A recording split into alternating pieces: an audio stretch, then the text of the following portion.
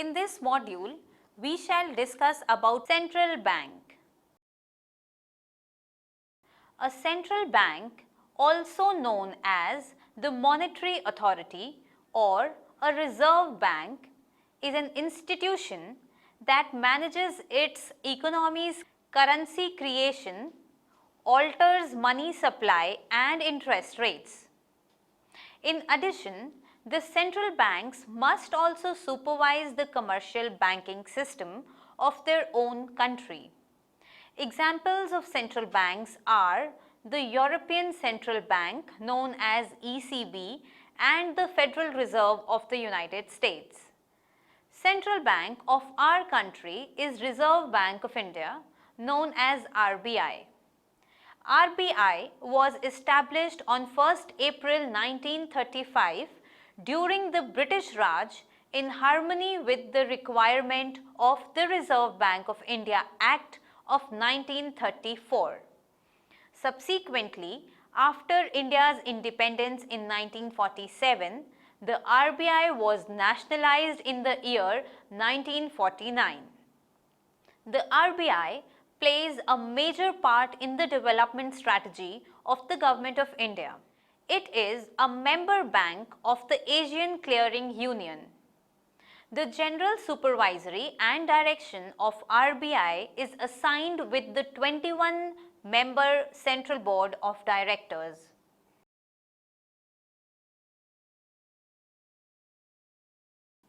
After studying this module, you shall be able to know about the central bank of the country, know about the structure of Reserve Bank of India, identify its functions and policies, evaluate the open market operations. Now, we will talk about the role and the main functions of RBI. The traditional functions of RBI. Traditional functions are those functions which every central bank must perform. These functions are basically harmonized with the objective for which the RBI is set up. They encompass the below tasks.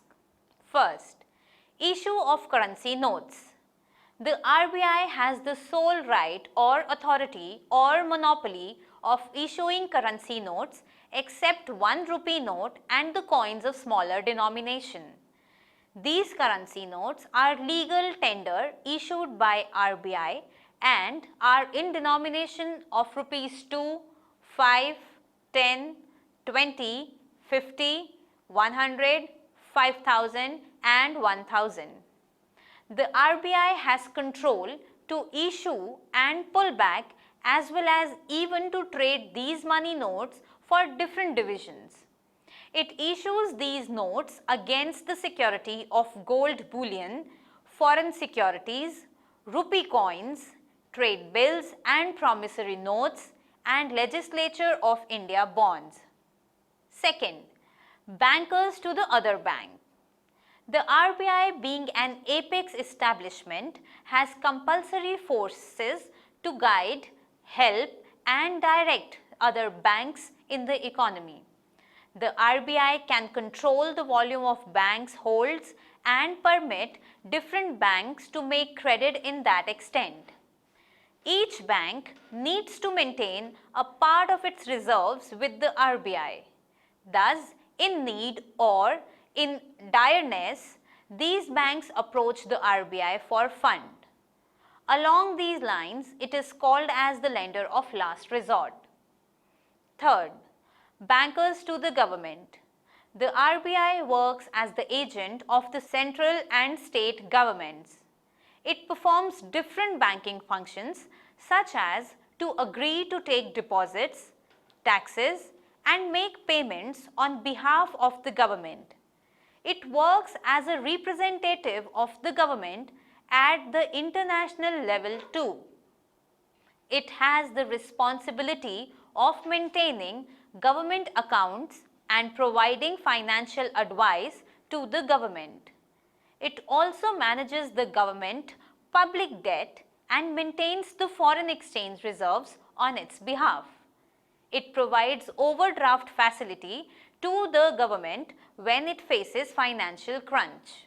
Fourth, exchange rate management. It is a vital function of RBI. In order to maintain stability in the external value of rupee, it has to prepare domestic policies in that direction. Also, it needs to formulate and implement the foreign exchange rate policy, which helps in attaining the exchange rate stability.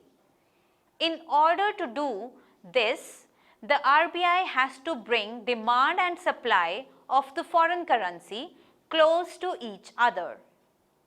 Fifth, credit control function. The commercial banks of the country makes credit in accordance to the demand in the economy. But if this credit creation is not checked or is not regulated properly, there can be situations of economy going into inflationary cycles. On the other credit creation is below the required limit, then it harms the growth of the economy. The RBI thus must aim for growth that has stable prices and controls the credit creation capacity of other commercial banks with the help of numerous credit control tools. Sixth, supervisory function. The RBI has been entrusted with major powers for supervising the banking system of the country. It has authorities to issue license for establishing new banks, to open new branches, to decide the minimum reserves, to review functioning of commercial banks in India and abroad, and to guide and direct the commercial banks in India. It can have periodical inspections and audits of different commercial banks. Developmental or promotional functions of RBI. In addition to these traditional functions, the RBI has to perform several other functions which are country specific and changes according to the requirement of the economy. The RBI has been performing its function of that of a promoter of the financial system since its initiation. Certain main development functions of RBI are as follows. First, development of the financial system. The financial system includes the financial institutions, financial markets, and financial instruments. The sound and proficient monetary system is a prerequisite for the rapid economic development of the country. The RBI has encouraged establishing of main banking and non-banking institutions to supply to the credit needs of different sectors of the economy. Second, development of agriculture. RBI has to provide special attention for the credit need of agriculture and its related activities as India is an agrarian nation. RBI has made success in rendering services to the needs of agriculture sector by increasing the flow of credit. The regional rural banks, Agriculture Refinance and Development Corporation and the National Bank for Agriculture and Rural Development are some of the RBI's efforts in this direction. Third, provision of industrial finance. Rapid industrial growth is the key to faster economic development. For this, the RBI has made adequate and timely access of credit to small, medium and large industries and has always been contributory for setting up the special financial institutions like ICICI Limited, IDBI, SIDBI, Exim Bank, etc. Fourth, provisions of training. The RBI has always tried to provide essential training to the staff of the banking industry. For this, it has established bankers training colleges at various places like the National Institute of Bank Management, Bankers Staff College, College of Agriculture, Banking, etc. Fifth, Collection of data. The RBI must collect, process and disseminate the statistical data on numerous topics in its capacity as being the apex financial institution. These include the data on interest rate, inflation, savings and investments. These data are useful for policymakers and researchers. Sixth, publication of the reports. RBI has a distinct publication division which collects and publishes data on various sectors of the economy. These reports and bulletins are published regularly. The public too has access to this information at cheaper rates. Seventh, promotion of banking habits. RBI always tries to promote the banking habits in the nation.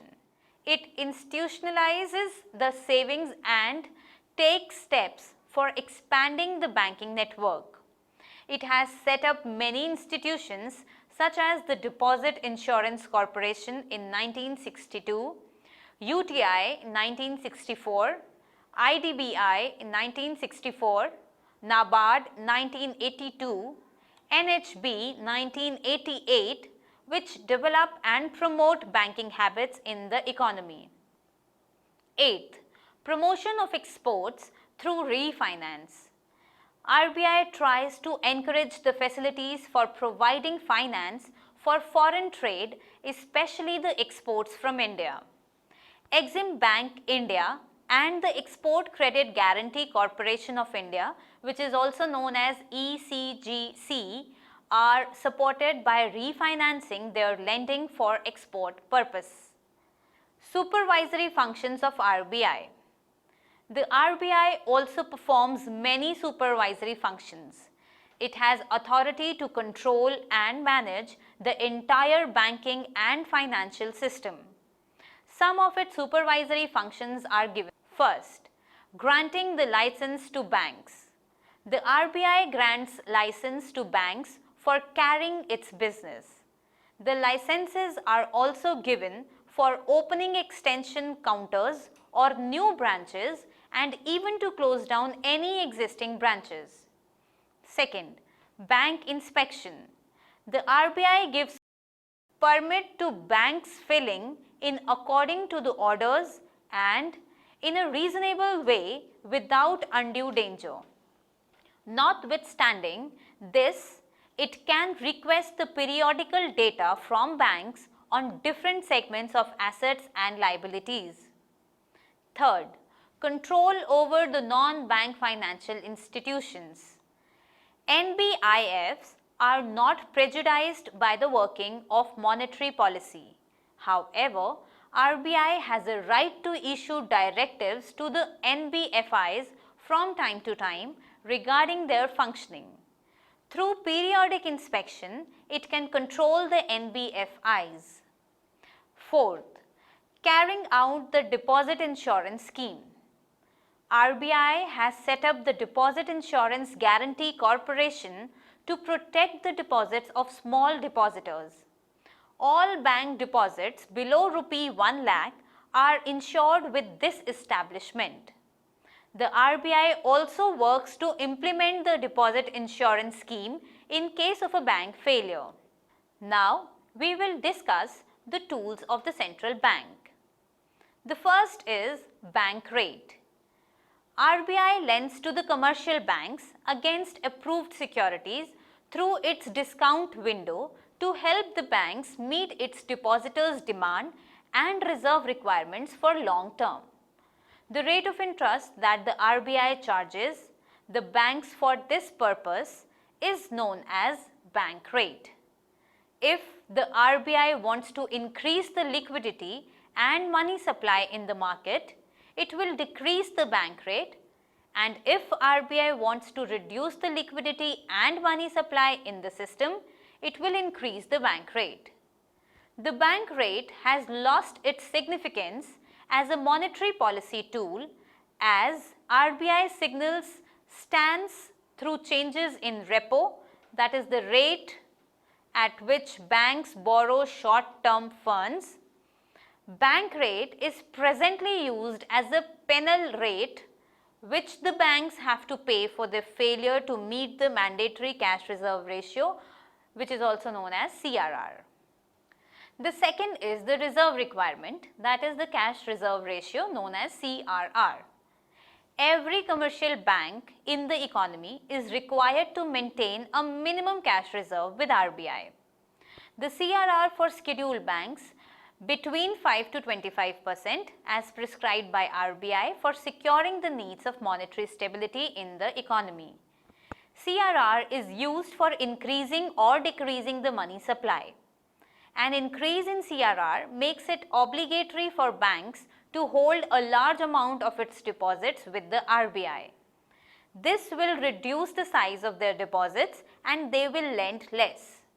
This will in turn decrease the money supply. Third is the statutory liquidity ratio, which is also known as SLR. Along with CRR, banks are also required to maintain certain amount of liquid assets in the form of gold, cash and approved securities with RBI. A high liquidity ratio forces the banks to maintain a big proportion of its reserves in liquid form, which reduces its capacity to grant loans and advances. This is anti-inflationary impact. A higher SLR would divert the bank funds from loans and advances to investment in government and approved securities. In well-developed economies, central banks use open market operations, that is, buying and selling of government securities by central bank in the money market to influence the volume of cash reserves with commercial banks and thereby influence the volume of loans and advances they can make to the commercial and industrial sectors. In the open money market, these are traded at market-related interest rates. Fourth is the repo rate and reverse repo rate. Repo rate is the rate at which RBI lends to the commercial banks, generally against government securities. A decrease in repo rate helps bank to get money at a cheaper rate, and an increase in repo rate discourages banks to get money as the rate increases and becomes expensive. Reverse repo rate is the rate at which RBI borrows money from the commercial banks. An increase in the reverse repo rate increases the cost of borrowing and lending of the banks. This discourages the public to borrow money and encourage them to deposit it. Because of high rates, the availability of credit and demand decreases, resulting to decrease in inflation.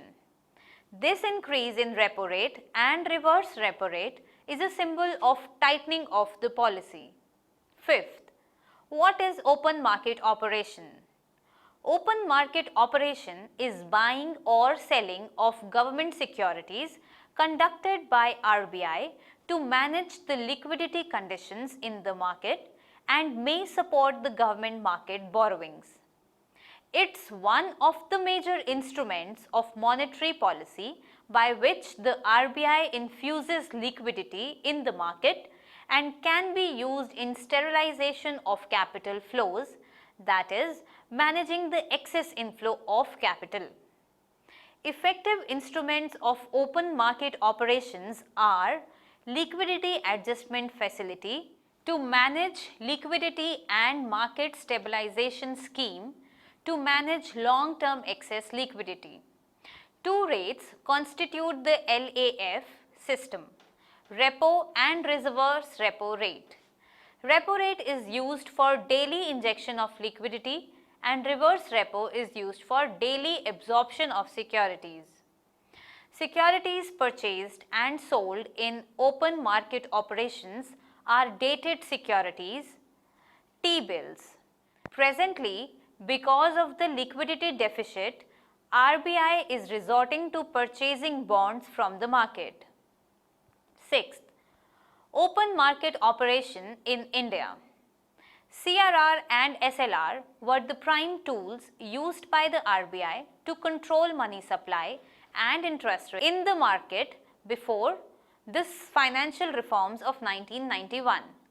But soon, these parameters lost their importance and implementation of open market operations scaled immensely as these are deemed comparably effective in correcting the market liquidity. The Reserve Bank of India in India performs the open market operation in two ways. A. Outright purchase, that is PEMO. Through PEMO, RBI outrightly engages in purchasing and selling of securities for expanding or tightening the money supply for a long term. B. Repurchase agreement, that is REPO. RBI through REPO is involved in purchase and sale of securities with a condition to repurchase. How is open market operation conducted? When there is excess liquidity in the market, RBI sells bonds to absorb liquidity, and when there is liquidity deficit, it buys bonds to inject liquidity in the market. RBI could support the government borrowings through open market operations by injecting liquidity in the market by buying back bonds from the banks. This in turn could lower the government securities yields because of the improved liquidity. Working of open market operations. When the RBI engages in open market operations to purchase the government securities through either PEMO or REPO agreements, its financial assets on the balance sheet increase by the amount of purchase. For the same, the central bank writes a check to the bank or participating institution from which RBI has purchased the securities. The institutions will then deposit the check in their account held with the commercial bank, which then sends a check for clearance to the RBI. This leads to the increase in the liabilities side of the balance sheet of RBI as the amount of reserves of the bank increases. With regard to the identity, M3 is equals to MB into M, where M3 is the money supply, MB is the monetary base, and small m is the multiple number. An increase in MB or monetary liability will lead to an increase in M3 by multiple M. Conversely, in case of securities sale by the RBI, money supply decreases in the market with decrease in the monetary base or liability of the central bank. What are OMO, that is open market operation, effects on the market?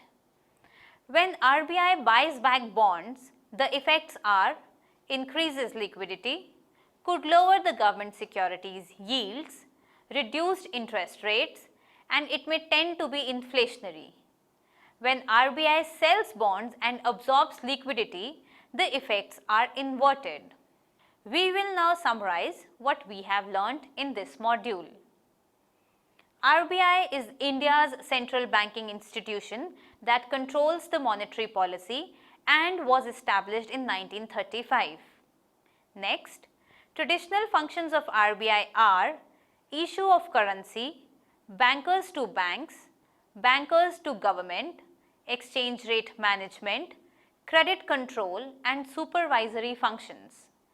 The development and promotional functions of RBI are development of financial system, development of agriculture, provision for industrial finance, provision of training, collecting data and publishing the reports, promoting banking habits and promotion of export through refinance. The supervisory functions of RBI includes granting license to the banks, bank inspection, control over the non-banking financial institutions and implementation of the deposit insurance scheme. Next, bank rate is the rate at which the RBI lends to the commercial bank. Next, CRR is the minimum cash reserve with RBI that every commercial bank maintain. Next, SLR is the required minimum liquid assets in the form of gold, cash and approved securities that banks must maintain. Next, open market operation, that is OMO, is buying or selling of government securities conducted by RBI to manage the liquidity conditions in the market and may support the government market borrowings.